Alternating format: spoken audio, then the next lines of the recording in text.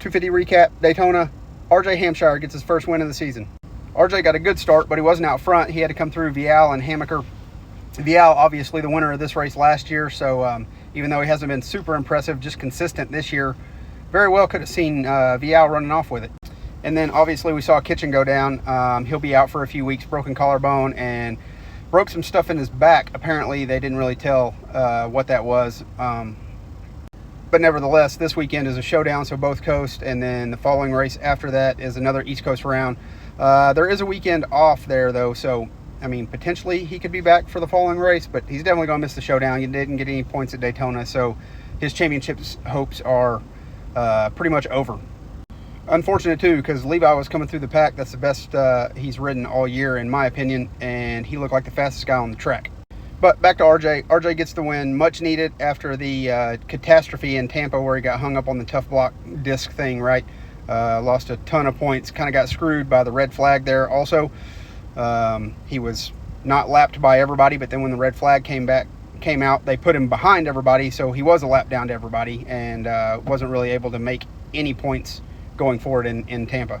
Big surprise for me on the weekend was Max Anstey. Max is one of the fastest guys in the class, right? Should have had 2 out of the 3 wins already, minus the red flag, where Kitchen got in with a lap or 2 to go.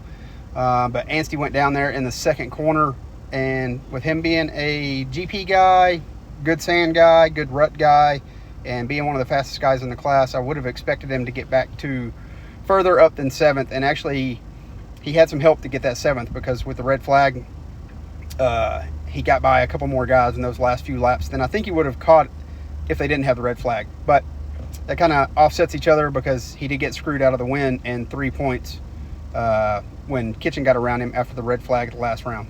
So RJ wins, Vial second, Hammaker rounds out the podium with a good ride in third. Hymas, some improvement to 4th. I think the first 2 rounds he was 6th at both of them.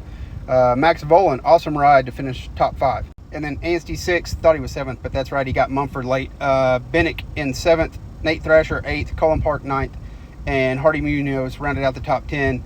Notable, Carson Mumford got docked 4 positions for his first lap. He went off the track to go around Anstey and then rode around the the jump line rhythm section, and they docked him 4 spots, but he went off the track in 2nd and came back on like 12th, so not really sure I agree with that, and he was pretty pissed about it. As for the points, Anstey still leads, Vial in 2nd, Hymas in 3rd with the win, and Anstey with a bad race. Hampshire's only 14 back, so if he would have got any points at Tampa, this would be real tight. But going to the showdown this weekend, a lot of chance to make up some points. Thrasher 5th, Hammaker 6th, Kitchen 7th.